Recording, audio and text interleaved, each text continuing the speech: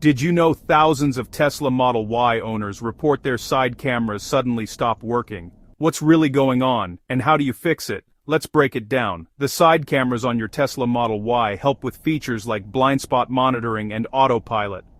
So when they stop working, it's more than just annoying. It's a safety issue. First, check for something simple. Dirt or debris. Wipe the camera lens with a soft cloth. Sometimes that's all it takes. Still not working. Try rebooting your Tesla. Hold down both scroll wheels on the steering wheel until the screen goes black, then wait for it to restart. This can reset the camera system. If you still see an error, the issue could be a loose connection or a software glitch.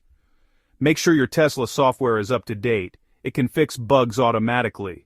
No luck? It might be a hardware problem. In that case, schedule a service appointment through your Tesla app.